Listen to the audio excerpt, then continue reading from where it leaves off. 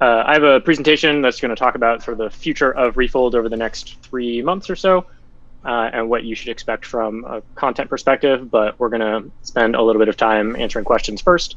So the way that questions are going to work are ask your questions in the questions channel in Discord, and I will direct them to Matt.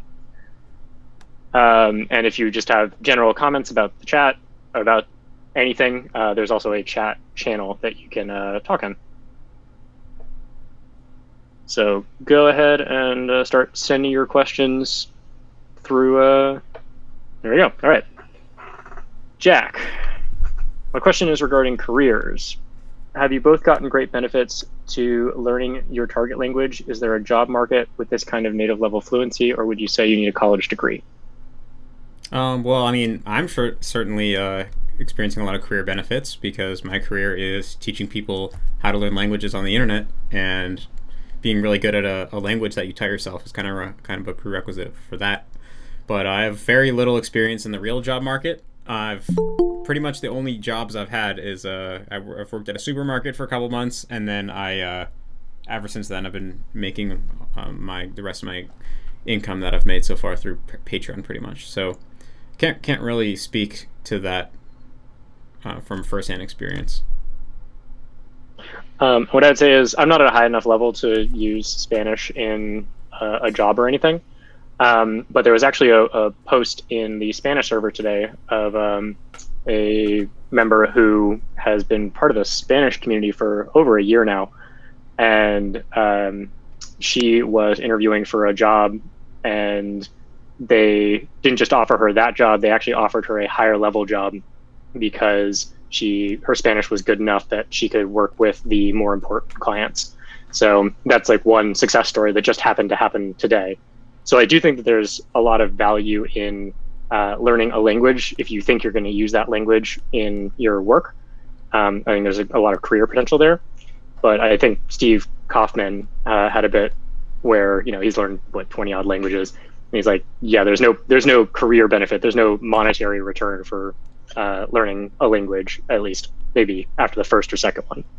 But it really depends on what your career is. So. Cool. All right. GeoSpiral asks, in Anki, is it a good idea to use text-to-speech to say the word for me, or should I continue to say it aloud? In terms of my Spanish level, I can watch TV shows without subs, so my listening skills aren't necessarily a problem. I mean, it kind of depends on what text-to-speech you have access to, because there's some, like, some made by Amazon and some other ones that normally you have to pay to get access to, but they're really good and they almost sound totally human. I'm not going to quit just yet. It is really good, and it does really make someone else's audio is coming through with people. Sorry, who's speaking right now? I think it sounded like my voice was coming through Brett. Oh, okay. I don't know what he was watching of me. It didn't sound like something from this live stream. That was very odd. That was a weird existential moment. I was like, wait, who is talking? It's me, but it's not me. All right, so back to the question. Yeah. Anyway, I mean, I think if you have access to some of that really high quality text-to-speech that almost sounds native, then that's definitely better than nothing. But a lot of the run-of-the-mill text-to-speech that you get for free, or that are built into add-ons, things like that, sound very robotic and they don't sound like real speech at all. So I'd say you probably don't want to input like language audio into your brain that doesn't sound like the way that people actually speak. So it really depends on the quality. If it's high quality, then I'd say yeah, it is good. If it's low quality, it's probably worse than nothing. Cool. Thank you, GeoSpiral, for your question. All right. Also, I should probably add on that especially if you're talking about individual word level and it's a good text-to-speech engine, then you're going to be really good. Even on the sentence level, on the better ones, it's a lot of times going to have something unnatural in it. So be especially wary if you're taking a sentence level audio, even if you have a good one. Cool. All right. Burr asks, hey Matt, have you ever tried intentionally increasing your reading speed, Japanese/English? If so, what techniques did you try? Well, not per se, not very intentionally. I've I mean, my kind of theory and my experience has always been that reading speed is mostly a result of just reading ability. And the better you are at reading in general, then the more fast you're going to be able to read, because reading speed largely comes from your brain being able to chunk the language into large chunks, right? Like when you look at a line, your brain can basically take in half of the whole line. Like, for example, if I mean like a line of text in a book, right? Your brain can take in a whole half of line in one instance and kind of parse it all at once. So that ability the ability to read fast comes from the ability to parse language into very big chunks, like parse big chunks at a time. And that ability just comes from having tons and tons of infrastructure and kind of predictive ability, and just, lots of indexing of all the different patterns of the language at higher and higher levels. So I kind of feel like if you're at a kind of, mid-tier level of reading, then trying to force yourself to read faster can potentially be counterproductive, because in a way, the speed gains you're going to get are going to be artificial. They're not going to actually come from being able to process the language more quickly, but it's going to you're kind of just training your brain to take shortcuts and like make guesses that it doesn't have enough evidence to really make, and things like that. So yeah, my kind of theory is just read a lot and you'll probably get better at reading naturally. The one kind of experience I have that is kind of similar to intentionally increasing my reading speed is watching Chinese shows with Japanese subtitles. And I did find that, like, I don't know, I'm guessing that a lot of people have this. I'm guessing a lot of people don't have it as well. But for me, I have a hard time reading subtitles. And this is whether it's any language. It could be English or Japanese. Because I just have this anxiety that I'm not going to be able to read the line in time. And so I'm always tempted to, like, pause the show and read the subtitle line before moving on. And it's not because there's actually not enough time and I read too slowly. It's just that I have an anxiety that I'm gonna run out of time, and that freaks me out. So I've had that even for English, and I had that for Japanese as well. But one time I watched a Chinese show and I just forced myself to never pause. And if I didn't get to finish the line, can't remember if I said that, but yeah, a Chinese show with Japanese subtitles. And if I didn't finish reading the line in time, I didn't care. I just let it go and move on to the next one. And after doing that, I got a lot better at reading the subtitles, but I don't think that my reading speed fundamentally increased very much. It's just more that my brain got over the anxiety of, oh crap, I'm not going to be able to finish the line. And sometimes that anxiety itself like stops you from actually just reading the line. Instead, you're getting freaked out about maybe not being able to read it. So I feel like I got better at reading the subtitles more quickly, but it wasn't because my reading speed increased fundamentally. I have done a little bit of speed reading practice before, and one technique that is sort of the first thing that you try is turning off your internal monologue or your sub-vocalization. So if you stop sub-vocalizing and you just go straight through to what mentalese, that tends to speed up your reading ability pretty significantly.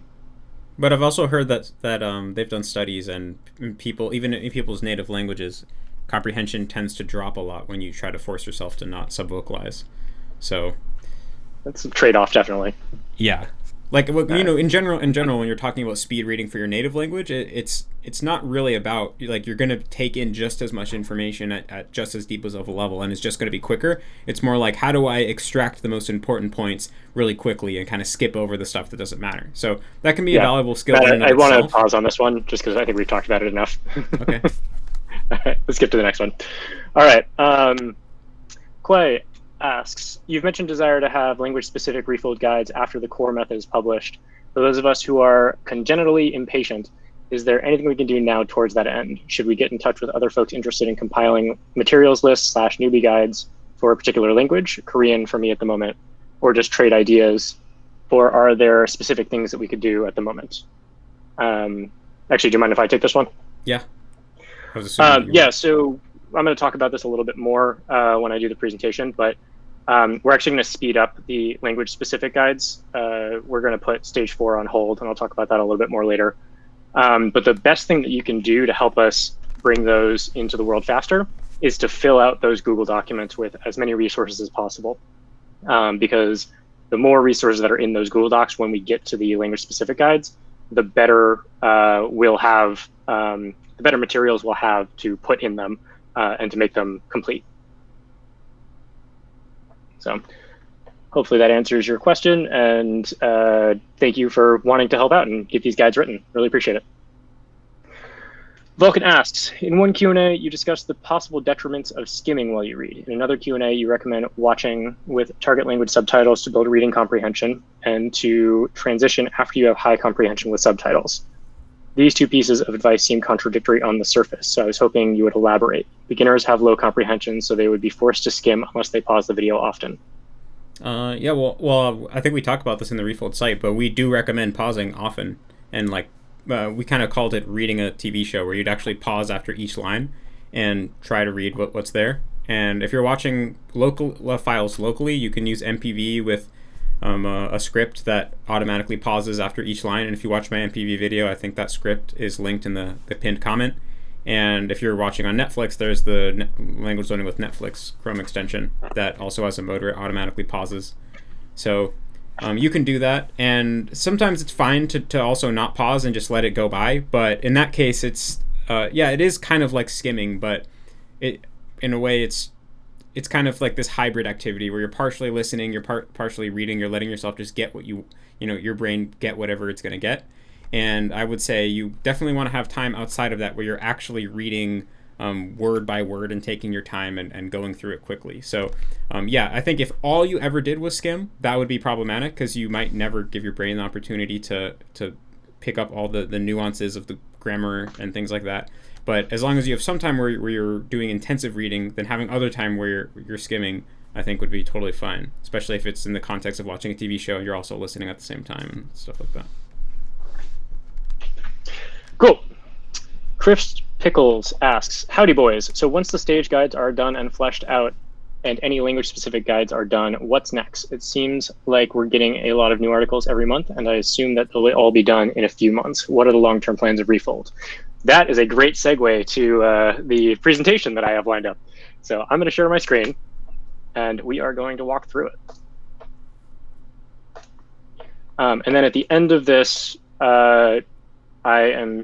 feel free to add any questions into the chat, and I'll deal with those before going back and answering any other questions that have come up. Cool, can everybody see? Matt, can you give me a thumbs up? Yep. Cool. All right. So looking back at the past 3 months, we launched our first series of articles in October. We started writing the guide at the end of September. So in the past now 3.5 months, we have written 45 articles and launched stages 0 through 3. So I think that comes out to on average about 3 articles a week, though we definitely did more than that because we took off a couple weeks as well. In addition to that, we launched the free community, which is now 10 servers and almost 3,700 members. And there are 30 plus languages supported total, which I think is pretty awesome. And we could not have done it without the help of our admins and our moderators. So thank you to all of them. We also started building these community resource docs. A few of them have actually gotten filled out really, really well. We're starting to collect a lot of the resources that beginners would need in particular. That's really where our focus has been. And I want to say thank you to Brett over in the Japanese server for launching content sprints in order to collect those resources. He's done 2 so far, one to collect just general beginner resources, and then one specifically for easy novels and graded readers. So if we continue to collect those kind of resources, we're going to be really well prepared when we go into building the language specific guides, because we'll have the content available to us to recommend to new learners. So thank you to everyone who has added anything to any of the documents. It's really helpful for us. And then there's also been a series of immersion clubs. So people have been getting a lot of time together. I know in the Korean server, there has been several web drama clubs. In the German server, I believe there's a book club. So it's really good to have these bring some aspect of community and social aspects to immersion, which can be a pretty solitary experience. So I think the more that we can create those immersion clubs and make sure that they're available for those of us who are a little bit more extroverted and want that social connection, I think it'll actually open up our community to a broader audience. So I'm very happy that we've been working on those. So our community breakdown is very heavily weighted towards Japanese. So of those 3,688 users, about 72% of them belong to the Japanese server. And the next one is Korean, which is just under 10%. So obviously this makes sense. Matt's content is very Japanese focused and always has been. So it makes sense that the majority of his audience is looking for Japanese content and Japanese community. So we're not surprised about that, but we do want to make sure that we start getting more people into the other servers. So we've started to reach out to other YouTubers who might be interested in endorsing Refold to their communities, so that they, as long as they're interested in immersion learning, so we can hopefully get more people from other languages on board. So I want to explain a little bit about the content strategy that we're going for here. There's really 3 phases. There's more down the line, but these are the 3 phases that I have been focused on in the past few months, and then looking towards the future. So the first one is just create the guide, get it out there. And once we have the guide out there, we want to simplify it. We want to make sure that it's available and accessible to other people. And I'm talking more about that in a bit. And then we would use that simplified guide as the template for the language specific guides. So diving into each one of those, the creating the guide, part of that process and part of the reason that we did that was for you all, so that you had a guide that you could follow for learning a language. But one of the other major factors, it was actually figuring out what ideas fit and what new ideas we needed to create in order to create a comprehensive framework for language learning. Because if you look back, like AJAT, it's really just a lot of different articles that are based on Katsumoto's opinions, and there's no real structure that ties them all together, which makes it pretty hard to navigate. And so even though Matt has had a ton of experience with language learning, actually expressing those ideas and making sense of all of those ideas was a pretty intense process that we had to work through over the course of the fall. But we are really happy with the way that it's come out. We really feel like it's demystified a lot of the language learning process. And we've actually decided that we're going to put stage 4 on pause, because so few members of our community actually would find value in that, because almost 90% of our community is in stages 0 through 3. And so we think it's more important for us to pursue building out the language specific things for those users than it is to jump into the stage 4, which is there's definitely a market for it. There's definitely a lot of people that want and need those resources, but it's just not the most pressing to our community. So we're going to put that one on pause and instead focus on the next phase 2 of simplifying. And there's many reasons that we want to simplify the guide. When the guide first launched, there was a video posted in Refold Central of someone linking to or going to the Refold website and looking at all the text on the screen and just being like, what do I do with this? It's too much reading. And so there's definitely a aspect to the guide where it's too complicated and it's too dense for a lot of more casual learners, or learners who are not as interested in actually like reading about all of the specifics and all of the different pros and cons of the Refold method.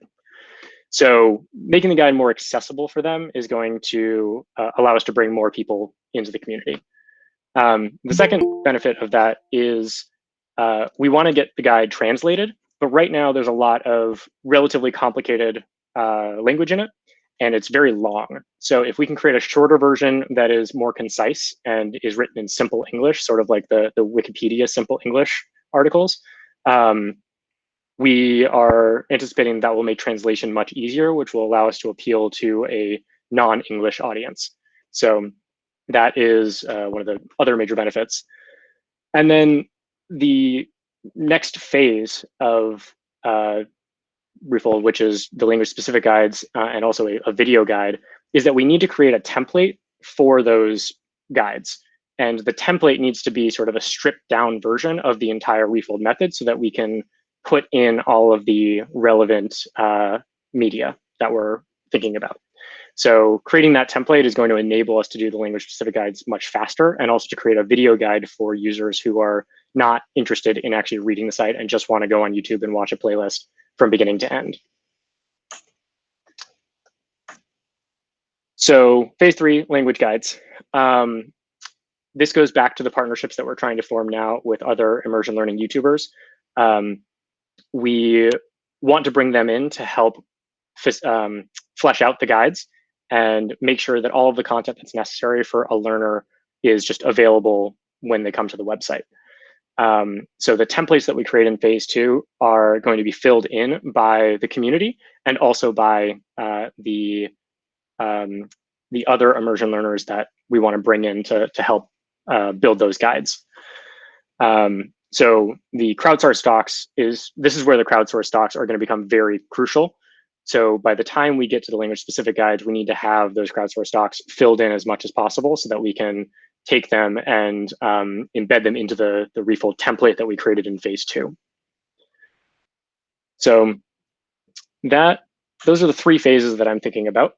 And then looking into the future, there's many different possibilities, but 3 of the ones that we're looking at pretty intensely are, once we have those language specific guides, we can really start to study the process that people go through and try and optimize it. So refining the method to make sure that we are improving it over time and that the amount of time that it takes to learn a language is gradually decreasing. And so part of that is figuring out where there are gaps and where we need to build tools, or where we need to find tools to recommend. And then part of that is just making the method simpler and easier to do. So one of the aspects that we want to build, and one of the tools we want to build, is a content library. So a dynamic version of those Google Docs, so that you can just log on and browse almost like a Netflix catalog of shows that are within a certain domain and at a certain level that have matching subtitles. And you can just search through that to find the exact perfect piece of media for you to immerse with in that moment based on your level. And then we're also looking at different ways to monetize. So we really appreciate all of our patrons because you allow us to build this, and you allow us to spend all of our time working on this. But if we want to build a lot of the tools and a lot of the infrastructure that we want to build, then we need to figure out how we can get much higher levels of revenue. And so one of the approaches there is creating premium all-in-one courses. And that would be geared towards, say, businesses that want to teach, or rather, businesses that have an employee that needs to learn a language, or employees that are trying to learn a language for work. That's really where we see we can create these premium courses for people who are busy, don't have time to read the guide, don't have time to figure out all the different pieces. We can just give them a step-by-step approach of do this on day 1, 2, 3, up through 60-day program to learn exactly what you need to do, watch the TV shows that you need to watch, make no decisions, just go for it. So that's what we're looking at into the future, though that's pretty far down the line. That'll definitely be in the second half of the year. So what's coming up shortly, on the language agnostic side, we are going to release a stage 4 overview. That's going to be mostly just a summary of the different articles that we're planning to write. We have them mostly outlined right now, but short summaries are going to be coming soon, though I'm going to rearrange this. The simplified roadmap is actually a higher priority in my mind, so we're going to be working on that really starting Monday and hoping to release that by the end of the month. There have also been a lot of questions about motivation and how to maintain motivation over the long term, since language learning does take 2, 3, 4, 5 years. And so people have been asking for that kind of content. And so I think it's important for us to deliver some aspect of the motivational guides of how do you maintain motivation over the long term. And then one thing that we absolutely need to build is all of our Patreon tiers are supposed to receive a Discord tag across all of the servers. And we haven't yet built that. I'm hoping to get that out by the end of the month because we've promised it and we need to deliver on it. And then on the language specific side, we're going to be working on all of these 4 guides first. So Japanese and Spanish are the first 2. There's been a lot of requests for Korean, and a lot of people volunteering to help with the Korean guide, as well as the Mandarin. So those are our first 4 guides. And as part of the Japanese deck, or guide rather, Matt has been working on a new kanji deck, though I don't want to speak for him. So Matt, do you want to give an overview of what that deck looks like? I mean, to go into the ideas behind it might take a lot of explanation. But basically, it's something that tries to combine the initial learning of vocabulary with learning of kanji. So it wouldn't be you have first the RRTK deck, which is like 1,000 cards in Anki just to learn the kanji. Then after that, you're learning the most common 1,500 vocabulary. It would basically be it's just teaching you the vocabulary, and through that you would study in a certain way, and the deck would be set up in a certain way that theoretically you would be able to learn the pick up the necessary kanji ability just through that. So it would streamline the process a lot because, of course, it's one of the biggest downsides with the way that I've been recommending people to learn Japanese for the past couple years is that you have to spend a couple months doing nothing but kanji before you can really move on to the fun stuff. So hopefully it would fix that. Yeah, so that's the end of my little presentation. I saw a comment in the chat that you feel like you're in a shareholder meeting. Yeah, I come from a startup background, so this is like my go-to approach for sharing information. So apologies if it feels overly formal or something like that. But I wanted to make sure that we got this information across to you. You all are the reason that we can be here doing this. So I want to make sure that everyone in this group knows we appreciate you so much for helping us to bring Refold into the world. And I wanted to give you some insight into what we're looking forward to over the course of the next few months and into the next few years. So if anybody has questions, feel free to put them in the chat now, and we'll address those specifically about the presentation or Refold's future. And we can address those first before we jump back to Brent's question.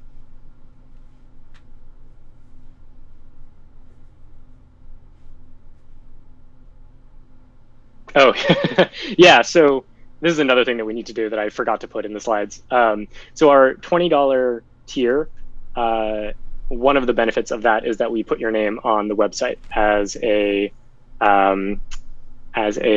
thank you, and to publicly acknowledge that you are one of the core aspects of what allows us to build Refold. So we're going to create a section of the website that is for those $20 contributors, and they'll be left up there as long as they are contributing. And then we also have a higher level tier of permanently thank you'd on the website, permanently in the Hall of Fame, which is when your total amount of money contributed gets to $500 in the Patreon, then you get a permanent thank you on the Hall of Fame.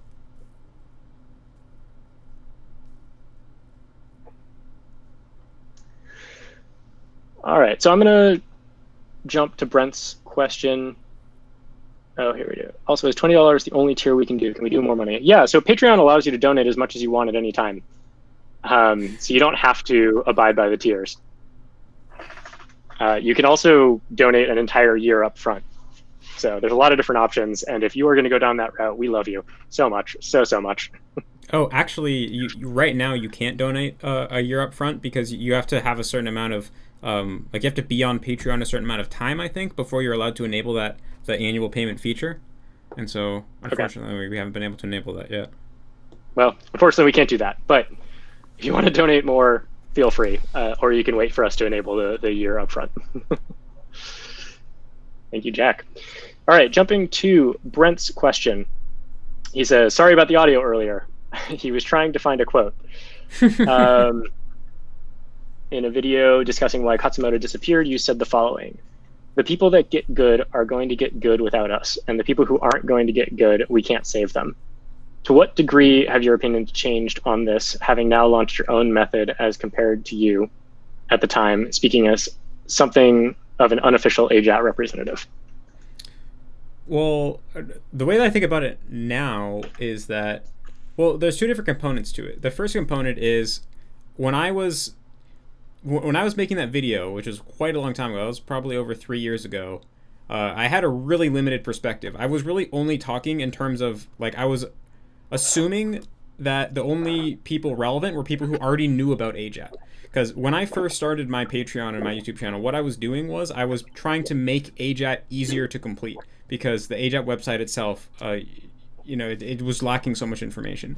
So my idea was someone would discover AJAT through the whatever other means that had nothing related to me, and they would decide they want to do it and try to execute, and then they would run into questions that they have, and then they'd come to me and I would answer their questions so that they could execute on AJAT.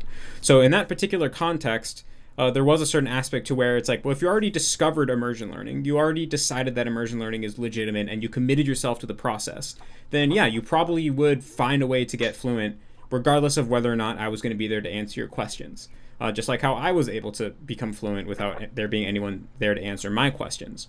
But the thing is, almost no one actually, first of all, gets exposed to AJAT, and second of all, probably most people who get exposed to AJAT are immediately turned off because it seems just really weird and like gimmicky and just it doesn't appeal. It doesn't seem like something that would really help you. And so, in a way, a lot of what we're doing is we're making the immersion learning into something that's much more approachable. It's the type of thing where you could send to your friend and they would be like, oh, this seems legitimate, and actually start learning and makes more sense. So the biggest probably contribution to what we're doing is getting way more people in the door, because already immersion learning has been growing a lot, and I think that a big component of that is my videos on my YouTube channel, right? And so there's really that first thing of how can you sell people on immersion learning or not? And I think that we're doing a pretty big service to the world in terms of selling way more people on immersion learning that than would have otherwise been the case. And then the other thing is, okay, you have the people who are already sold on immersion learning. Is it true that either the people who are going to get good are going to get good regardless of whether we create additional resources, and the people who aren't going to get good are not? And fundamentally, no, I don't think this is the case. I do think there's a middle group of people who, if there was just AJAT and no extra support, they would give up because they have too many questions. It doesn't make enough sense to them, and it just seems like too much of an uphill battle. But if they have something like Refold that's there to answer their questions and clarify things and give them the kind of support they need, maybe mentally and also just more technically, then they would succeed. So I do think, yeah, there's some people who would have succeeded either way. There's some people who probably they're not going to succeed no matter what, because maybe they don't really want to learn a language, or they have other deeper issues in their life that they need to fix.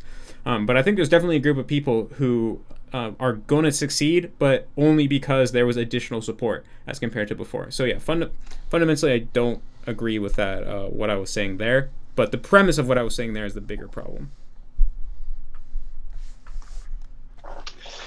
Cool. Thank Brent. GeoSpiral asks, I've reached a high level in Spanish, but I haven't outputted very much. I came up with a method where I have a random topic generator meant for essays ask me questions while I record myself talking. I do this for around 10 minutes a day. Is this a good method for outputting moving forward? Yeah, I think so. I mean, if you go and read stage 3, we came up with a pretty clear framework for how to think about learning how to output after you have a foundation in input. And that thing that you just said right there is actually something we specifically mentioned on the site, along with other activities that you can do.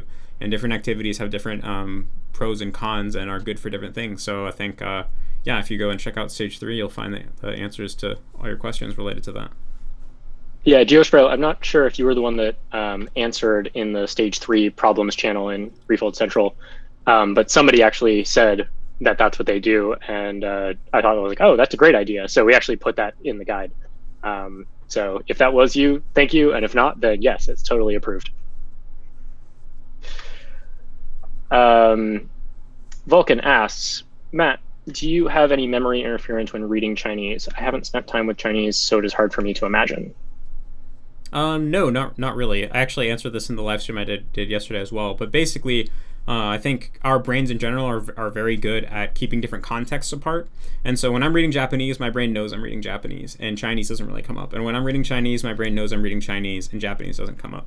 The only time that I experience what you might call interference is when I'm like shown an either Japanese or Chinese word completely out of context.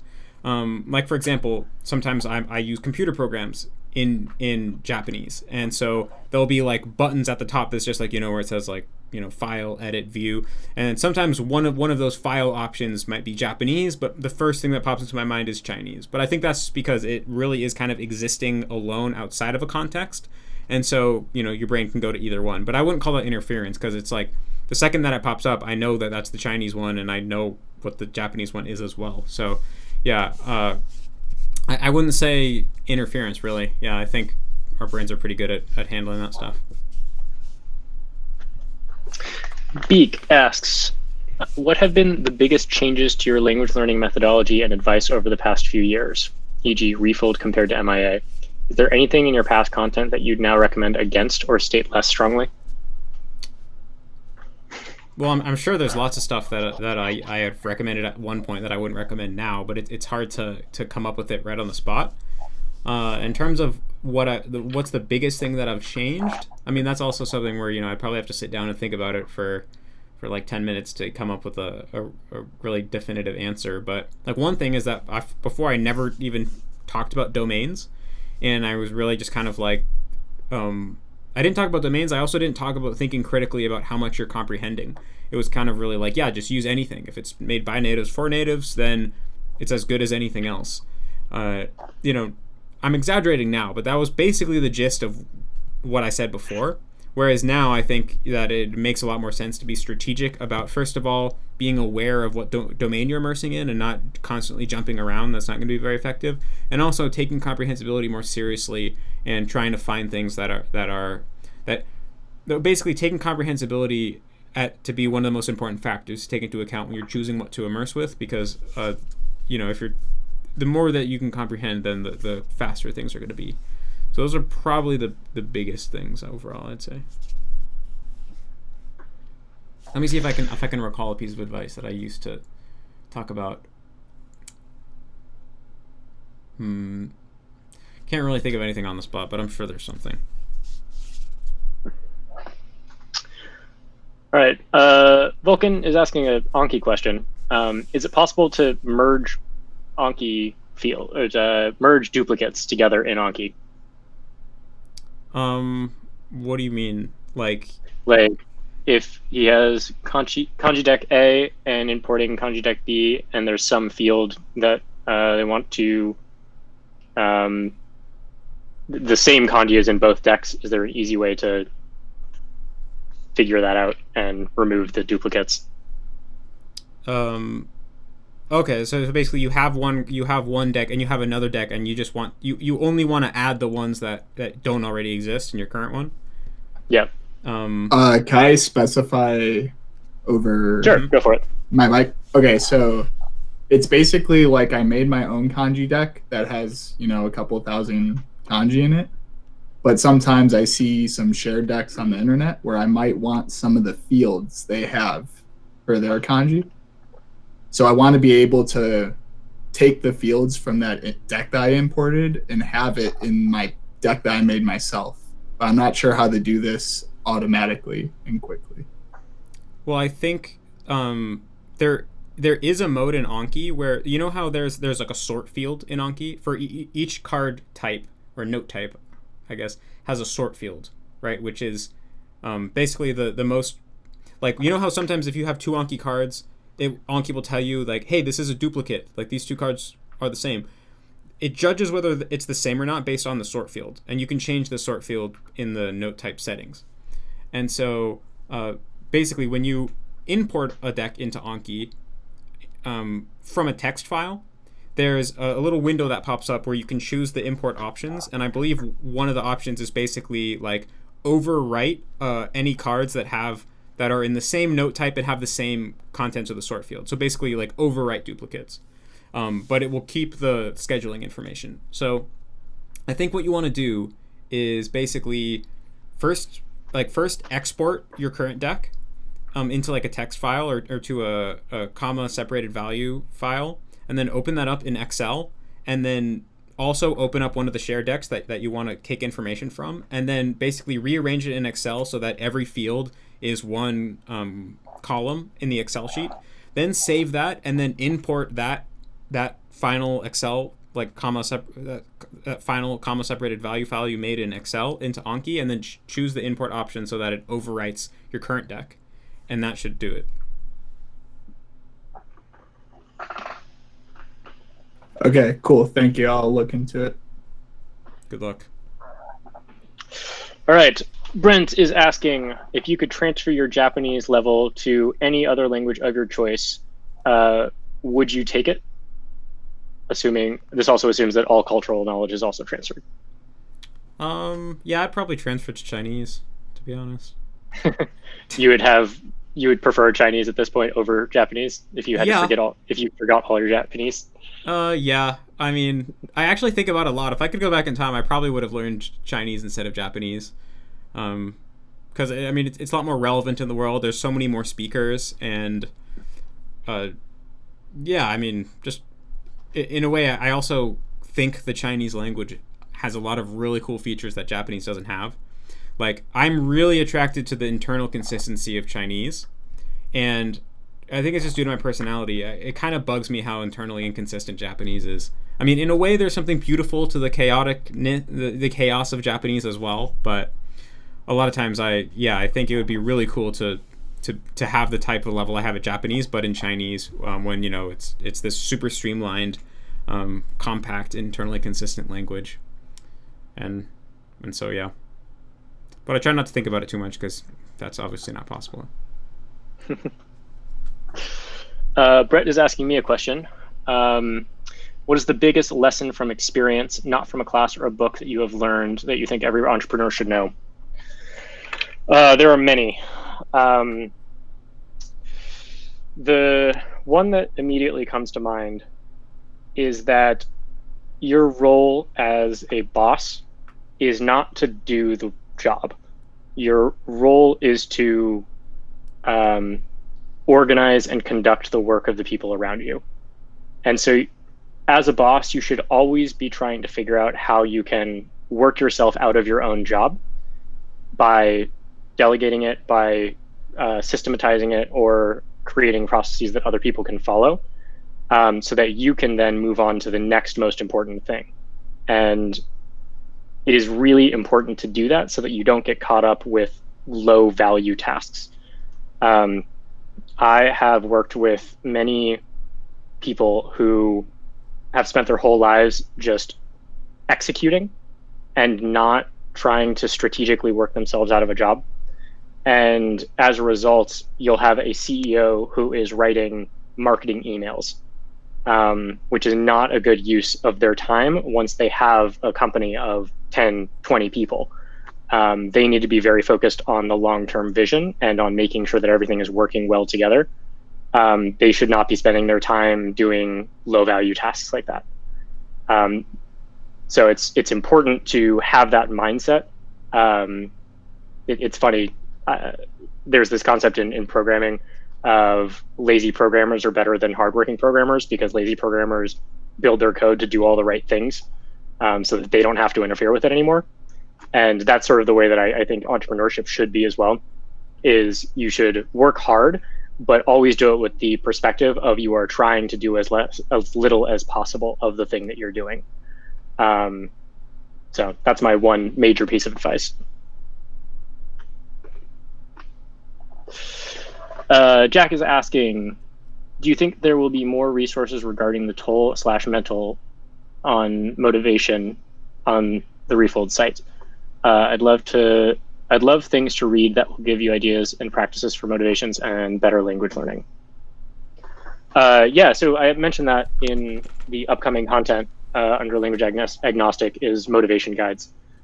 We've gotten a lot of requests for motivation and how to stay motivated. And Matt, do you mind if I share the response I had to the on motivation video? Oh yeah, Sure. So there's been this video going around the Japanese server.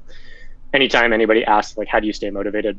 And it's Matt from, I think, like 3 years ago saying, I don't understand that question. Like, if you have to ask yourself like how to stay motivated, then you shouldn't be learning this at all.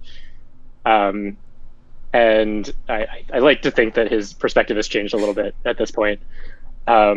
But there's one of the things that really is Matt's superpower is that he managed to get obsessed with Japanese, and it was the only thing that he wanted to do all the time, and that's what allowed him to achieve such a high level in it. But for most of us, like, that's not how we operate. I don't operate that way. Like, I can get obsessed with something for like a day or two or a week, but for me, I have to figure out how to actually maintain energy and motivation over the long term. And so I want to make sure that I've learned a lot of practices, and I've built a lot of tools for myself and a lot of habits that have allowed me to do that, that allow me to build Refold and study Spanish at the same time. And so I want to share those with the community. So GeoSpiral is asking, I think I'm ready for my monolingual transition. In Anki, should I make my own monolingual definitions for the new cards I make, or for all the old ones too? I wouldn't bother going back and changing your old cards, just because it's not going to be worth all the time and effort. You already know what those words mean anyway, and those cards, they already have an interval to them, so you're only going to be seeing them, once a month, once every 6 months, once every year. And so it's not going to be worth the time and effort to go back and change it. I would say forget the old cards and just start adding monolingual definitions to your new cards. Asha is asking, on the Antimoon website, Tom really emphasized the importance of studying phonetics to get a level 3 pronunciation. But for some reason, I feel like you guys don't share the same view. So what is Matt's view on studying phonetics really hard? What's level 3 pronunciation? Never heard. On Antimoon, there's 3 levels of pronunciation ability. Okay. No, it's fine. I just, knowing that it's their framework is enough. I was just wondering what framework that was. Yeah. Well, in Refold, we talk about studying phonetics in stage 1. It's one of the first things you do is you learn all the sounds that exist in your target language and roughly how you make them, roughly how they sound. And so I do think it's important to have a mental framework for all the different sounds that exist in your language. And I think that's really what Tom was talking about. So we do cover that in Refold. I think that is important. But really, pronunciation comes down, in my opinion, to listening ability. You can't produce a sound if you can't hear it. And on the other hand, if you can hear a sound, learning to produce it probably isn't going to be that hard, because you can give yourself the feedback you need in a real time when you're trying to learn how to pronounce it. So, I think it's generally a good idea to have conscious knowledge of what the various sounds are, but that only really takes an hour at tops to do for a language, and after that it's all really like listening ability. And I think that doing what we lay out in stage 3, where, like, first of all you listen a ton, get really strong listening abilities, then you do shadowing and you do other pronunciation exercises with your mouth, you record yourself, and then listen to it back and compare it to native audio. If you do all those things, which is basically just input plus mimicry, then you're going to have a really, really good accent. You might not sound 100% native, but you're going to sound really great. And so if you want to really try to somehow close that last little gap between sounding great and sounding like a native, then maybe you're going to have to dive more deep into phonetics and learn exactly like these super subtle differences that only people who study phonetics for a living generally know. Maybe that would be helpful, but I mean, I think most people are going to be satisfied enough with their pronunciation without taking it to that level. So, yeah, I also want to call out that in 3C, we actually talk through a lot of the different aspects of speech that you should pay attention to when you're trying to mimic. And then we also have the troubleshooting guide where if you go through all the aspects of the troubleshooting guide and you're still having issues, I think we specifically say, like, hire an accent coach, because at a certain point, like, there's not much more that you can do on your own. So accent coaches definitely have studied phonetics and can help you with those kind of things. Next question name is in Japanese and I can't read it. So is there any way to move to Japan without the Jett program, which requires a bachelor degree to teach English?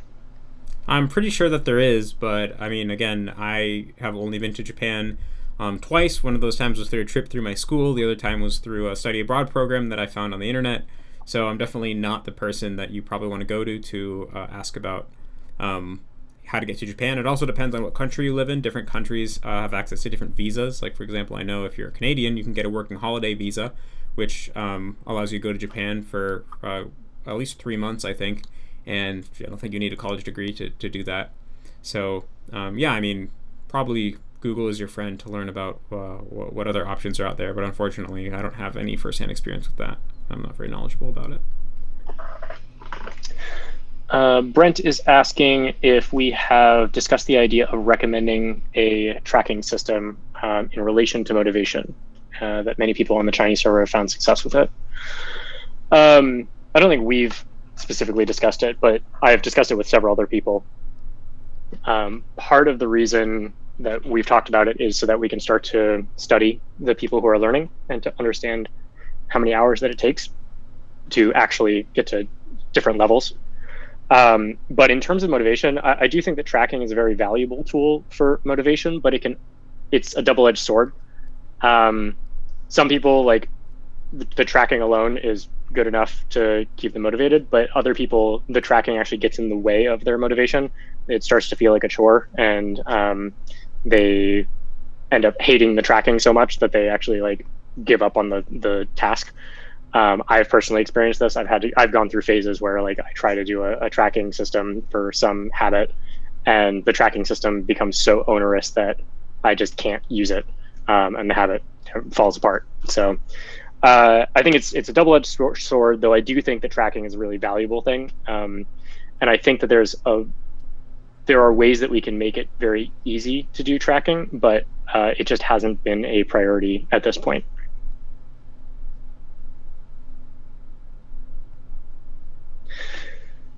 So that's the end of our questions, though it looks like DJ D-Dog is typing something. So if you have any more questions, last minute questions, feel free to put them in the chat. But otherwise, I think Fulton has a question. Oh, Logan, what kind of engineering did I study? I have a degree in computer science and physics with a minor in math. I started as a physics major, and then I went to school. I went to Northeastern University, and at Northeastern, there's a co-op program.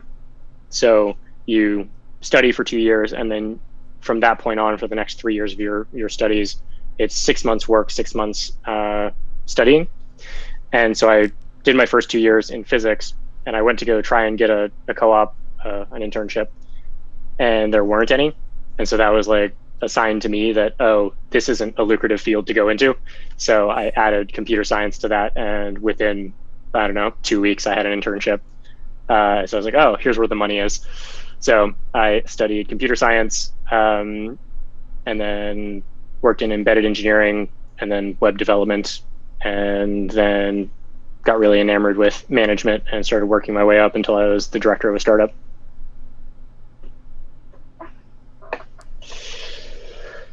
Cool. All right, we've got 3 questions. I think we're gonna close the chat after that, but Berber is asking, if you start outputting on a regular basis, have you ruined your chances of getting an even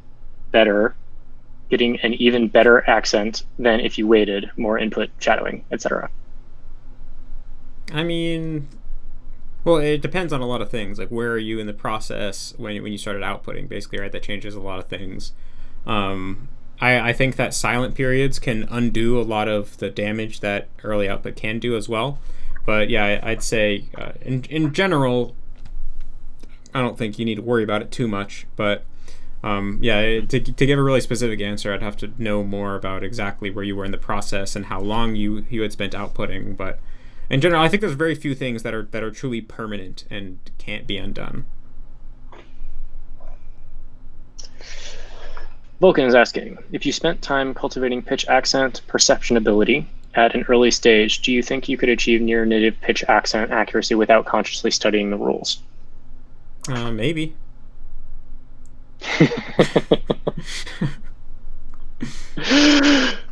Hard to hypothesize. Haven't seen a lot of. I mean, I think that there's a good chance, but I can't say for certain because I haven't heard of anyone who has done that. Right? Like actually, that it would kind of be my recommendation to people now is to take that type of path. But the thing is, traditionally, the most common thing, right, is no one talks about pitch accent at all. You're not even aware of it, and that's the end.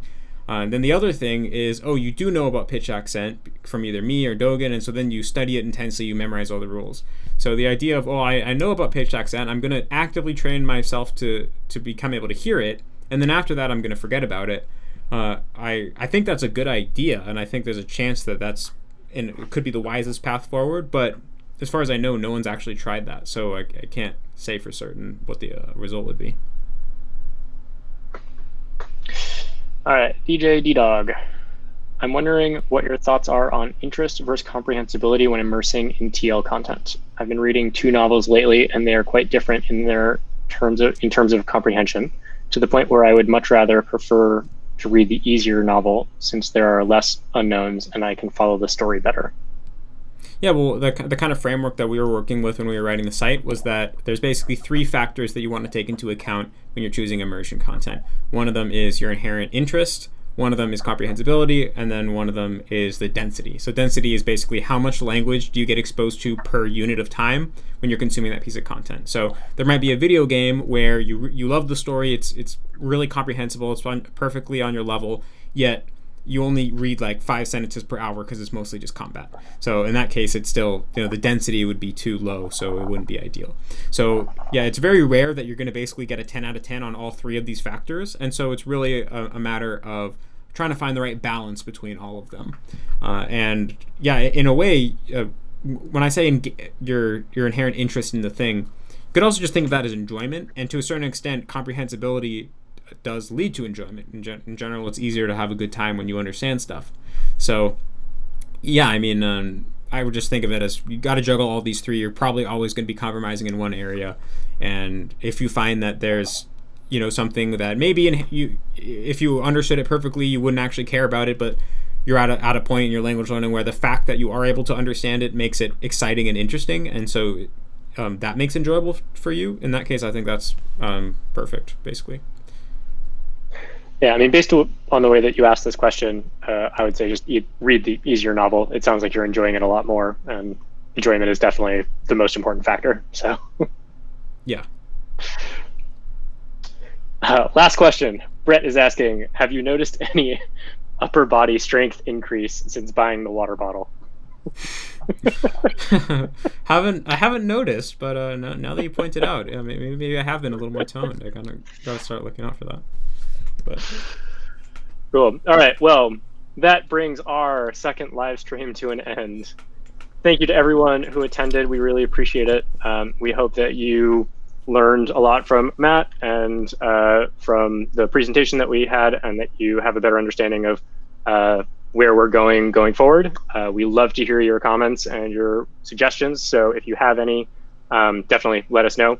And if you think of any way that we can improve these live streams going forward, then throw it in the chat, and we will consider that. Awesome. Thanks so much, guys. Thanks, everybody.